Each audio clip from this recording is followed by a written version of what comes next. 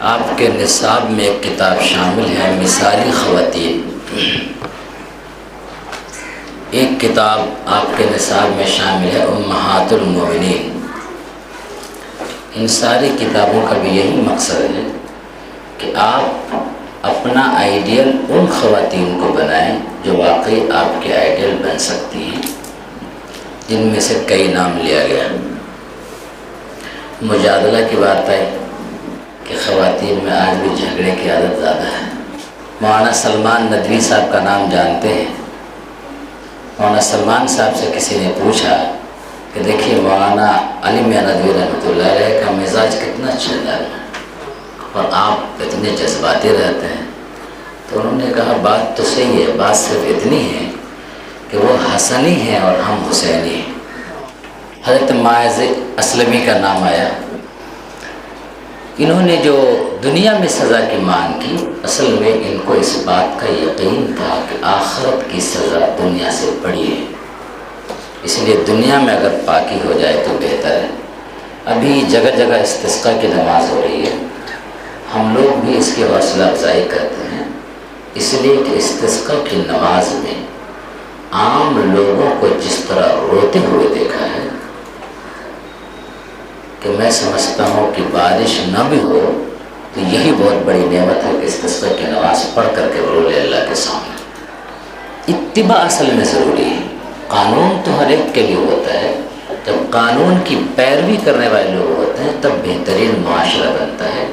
صحابہ کرام نے اور صحابیات نے جو واقعہ آپ کے سامنے بیان کیا گیا، انہوں نے یہ ثابت کیا ہے کہ اتباع میں کتنے وہ پختہ تھے، اور آج اسی چیز کی کمی آ گئی۔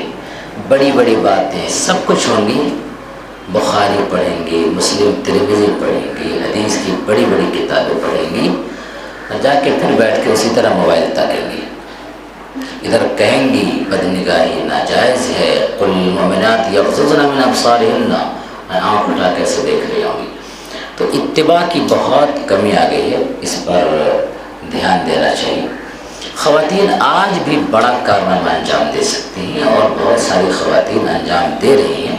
آپ کے سامنے یہ بات آتی ہے اس لیے کہ اتنی جو بچیاں بیٹھی ہوئی ہیں، ان میں سے ایک دو بچے کے دل میں اگر بات آ گئی تو یہ پوری مجلس کامیاب ہے انشاءاللہ تعالی۔ حضرت بریرہ رضی اللہ تعالی عنہا کے واقعات کو مولانا مدراسی صاحب جو بیان کرتے تھے، جتنی دیر میں مولانا نے 3-4 ہماری آئیڈیل خواتین کا تذکرہ انہوں نے صحابیات کا کیا، اس سے زیادہ وقت میں حضرت ہمارا استاد مولانا مدراسی صاحب صرف حضرت بریرہ کا تذکرہ کرتے ہیں۔ اس میں ایک بات سمجھنے کی ہے کہ اگر آپ بڑی ہیں اور آپ کو لگتا ہے کہ آپ کا مشورہ سامنے والا مانتا ہے اور اس کو حکم کی طرح مانتا ہے، تو آپ کو مشورہ بھی تھوڑا سنبھل کے دینا چاہیے۔ میرے رشتے کا مسئلہ تھا مولانا خالد سیف اللہ رحمانی صاحب سے، ان کے جو ساڑھو ہوں گے، انہوں نے سفارش کی کہ آفتاب آپ کے یہاں پڑھتے ہیں اور شعبہ تحقیق میں ہیں، ان سے رشتہ چاہتے ہیں۔ تو مولانا نے کہا کہ ٹھیک ہے، بات آگے کیجیے۔ کہا آپ کہہ دیجیے۔ مولانا خالد سیف اللہ رحمانی صاحب نے 2-3 باتیں کہی۔ نمبر 1، میں نے اس لڑکی کو دیکھا نہیں ہے تو میں اس کے بارے میں گواہی کیسے دے سکتا ہوں۔ نمبر 2، آفتاب میرا شاگرد ہے، اس کے گھر کے لوگ شاگرد نہیں ہیں، رشتہ گھر کے لوگوں کے سے ہونا چاہیے۔ اگر ہم کچھ کہہ دیں تو اس کو یہ حکم مان کر کے کرے اور گھر والے سے مخالف ہو جائے تو یہ مناسب نہیں ہے، اور رشتہ اپنی پسند کا ہونا چاہیے۔ اس طرح کی باتیں مولانا نے کہی، اور مولانا نے ایک لفظ تذکرہ تک نہیں کیا۔ جب ہمارا رشتہ وہیں پر طے ہو گیا جس کے لیے سفارش کرنے کے لیے کہا گیا تھا، تب مولانا نے کہا کہ میں بھی چاہ رہا تھا کہ وہاں رشتہ ہو جائے، لیکن میں سفارش کرنا نہیں چاہ رہا تھا۔ تو آپ اگر بڑے ہیں تو آپ کو بولتے ہوئے احتیاط بھی کرنا چاہیے تھوڑا سا۔ رسول اللہ صلی اللہ علیہ وسلم کی بات الگ تھی، لیکن آپ کو سوچ سمجھ کر کے بولنا چاہیے کہ ہماری بات دیکھتے ہیں آپ۔ میں بہت ساری بات خود سے نہیں کہتا ہوں، کسی بچی سے کہتا ہوں تو پوچھ کے دیکھو، پتہ کرو، تو بہت ساری چیز اساتذہ سے کہلواتے ہیں، اس لیے کہ ہماری بات کہیں اس کو مجبوری سمجھ کر کے اس پر عمل کرنا ضروری سمجھے تو یہ بالکل مناسب نہیں ہے۔